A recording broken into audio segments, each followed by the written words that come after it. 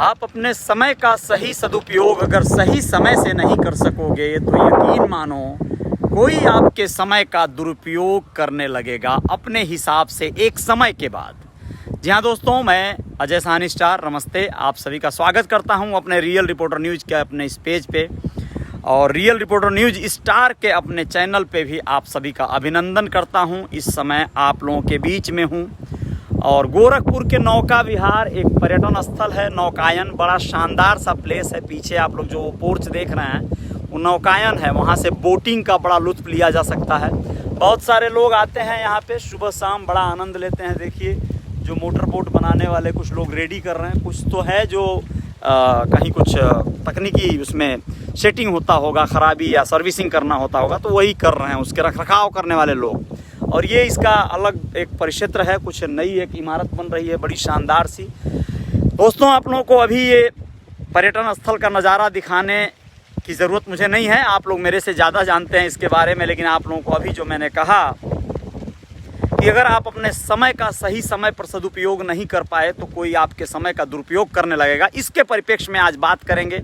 और आप लोगों को बताना चाहेंगे कि होता क्या है कि हम में से बहुत सारे लोग ऐसे हैं जो लोग एक कॉमेडी, कपिल की कॉमेडी का, कपिल शर्मा की कॉमेडी के शो में एक बार मैंने देखा था, सुना था कि एक उसका जो नौकर बनते हैं लोग, जो भी लोग बनते हैं, तो उन लोगों में से एक बंदा कहता है, उनकी जो वाइफ बनती है या जो कैरेक्टर हैं उनके पूरे शो में, वो लोगों में से उनकी वाइफ जो है कहती है कि देखो जी नौकर को निकाल दो, वो मुझे घूरा करता है और उसकी नीयत मुझे ठीक नहीं लगती। तो कपिल कहते हैं कि नहीं मैं उसे नहीं निकाल सकता। तो वो कहती है क्यों? तो कहते हैं कि इसलिए नहीं निकाल सकता क्योंकि वो तुम्हें देख कर ही तो टिका हुआ है, पिछले 6 महीने से पगार कहाँ दिया उसको, अब तो वो पगार मांगता भी नहीं।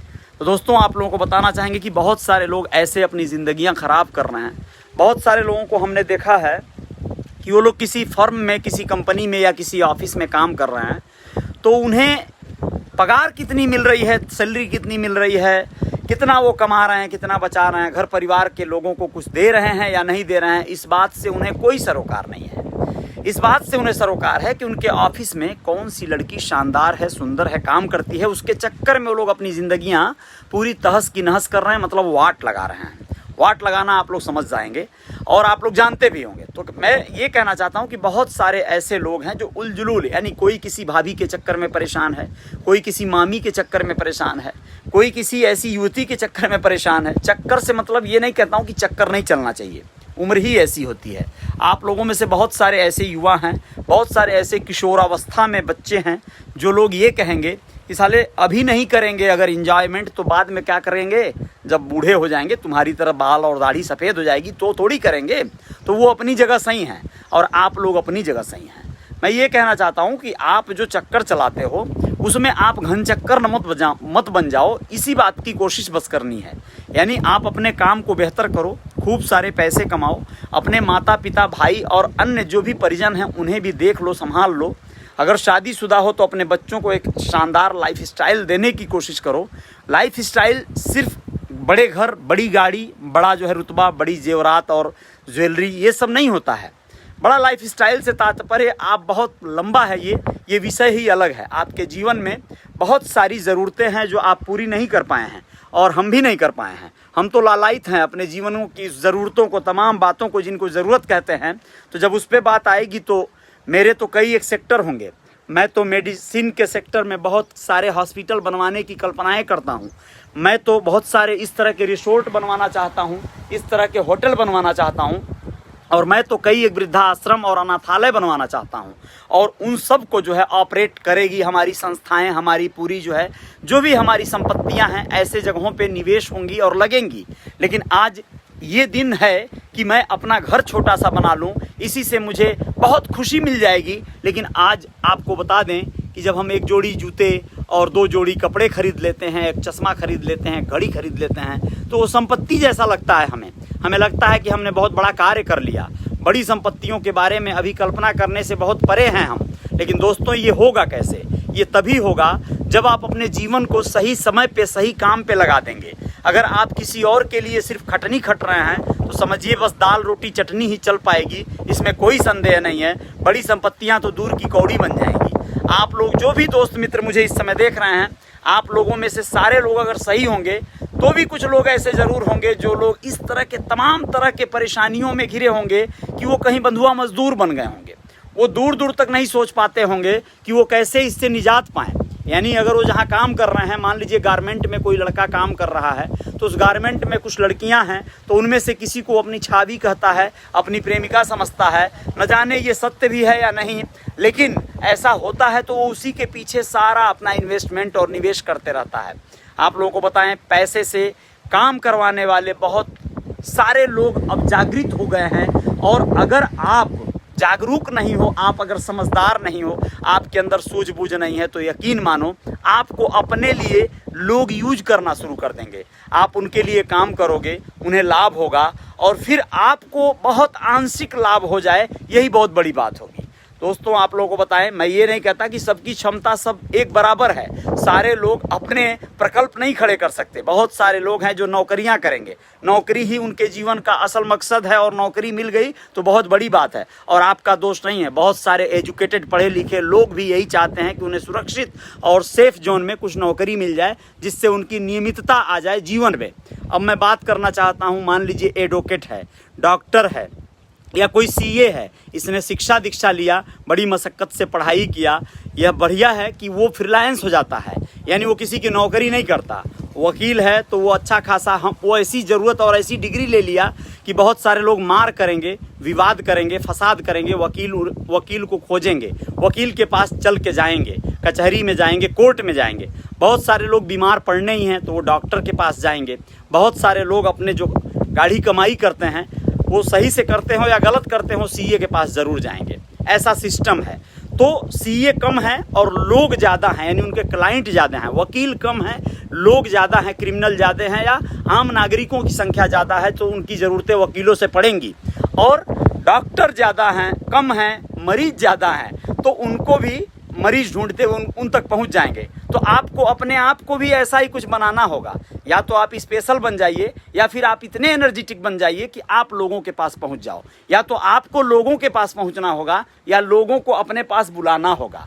आप इस योग्य बनो। बहुत सारे हीरो, सेलिब्रिटी, ऐसे तमाम लोग हैं, रिपोर्टर हैं, बहुत सारे लोग हैं जो अपने आप को टॉप लेवल पे बिठा दिए, तो आप उन तक पहुंचते हो टेलीविज़न के माध्यम से, सोशल मीडिया के माध्यम से, या सेलिब्रिटी को देखने के लिए थिएटरों में जमा हो जाते हो, यानी कि फिल्में देखने के लिए। तो उन लोगों ने अपने आप को वहाँ तक का सफ़र तय करवा लिया कि वो लोग अब मैग्नेटिक पावर पैदा कर दिए हैं, तो आप उन तक खींचे हुए चले जाते हो।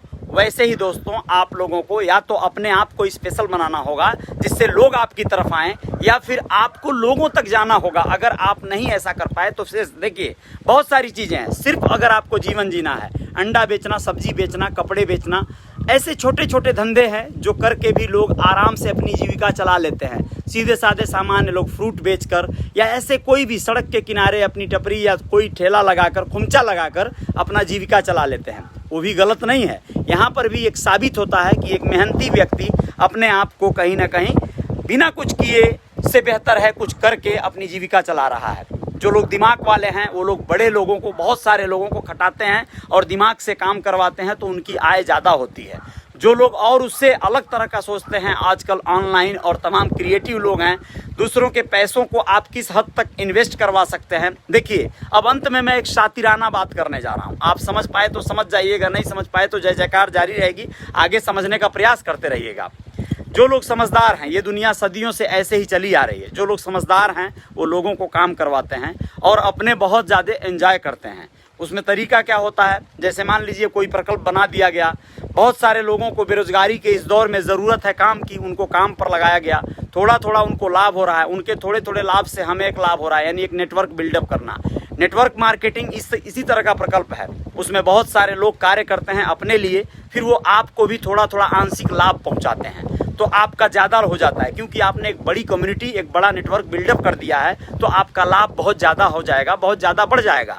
तो यही है, कहने का मतलब यह है कि या तो आप शातिराना तरीके से बहुत सारे लोगों को अपने काम पे लगाओ अपने काम को कराओ। आपको हर हाल में ये डिसीजन लेना होगा कि अगर आप सही में चतुर हो, चालाक हो और समझदार हो, आपको लगता है तो ये दुनिया की बहुत बड़ी आबादी लालायित है किसी कार्य के लिए, उसे अपने काम पे लगाना होगा। अपने काम पे लगाने में कई बार सिर्फ तरकीब ही काम आ जाती है, उन्हीं के पैसे से उन्हीं का काम पे लगा देने का काम भी हो जाता है। लेकिन बहुत सारे लोग बहुत शुद्ध रूप से अगर नहीं चलते हैं, ईमानदारी भी इसमें बरतनी होती है और आपको लोगों के प्रति तन्मयता भी बरतनी होती है। अगर आप ऐसा नहीं करेंगे तो आप फंस जाएंगे। आप फंस ही नहीं जाएंगे, आप एक समय के बाद आपकी यात्रा रुक जाएगी, आप बर्बाद हो जाएंगे, आप सड़क पर आ जाएंगे। इस तरह के तमाम सेक्टरों को देखा गया है जो बहुत ऊंचाई तय करके भी बहुत नीचे गिरे हैं। बहुत सारे कलाकार, सफलता बहुत वजन चीज़ होती है, उसका भार उठा पाना आसान नहीं होता है। बहुत सारे कलाकार सफलता की बहुत सारी सीढ़ियाँ तय कर गए, बहुत ऊंचे आयाम को तय कर गए, लेकिन एक समय के बाद वो सीधे नीचे आ गए,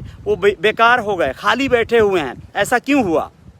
क्योंकि वो लोग सफल होने के बाद उनके अंदर जो उसे संभालने की जो कवायद करनी थी वो नहीं कर पाए, वो संभाल नहीं सके। सफलता वजन होती है, इसलिए वो लोग संभाल नहीं सके। उसकी कुछ दायित्व होते हैं, कुछ जिम्मेदारियां होती हैं, उसे निभाना पड़ता है। अगर आप लापरवाह हो गए तो फिर आप उन जिम्मेदारियों से विमुख हो जाएंगे और आप उस सफलता को पाकर भी खो देंगे। तो आपको बहुत ज़्यादा क्रिएटिव होना है, रहना है। अगर आप जागरूक हैं, समझदार हैं तो ठीक है। आप किसी और के साथ काम कर रहे हैं तो वो व्यक्ति आपका सदुपयोग कर रहा है या दुरुपयोग कर रहा है, ये निर्णय आप शायद ले पाएं। नहीं ले पाएंगे तो परेशान रहेंगे।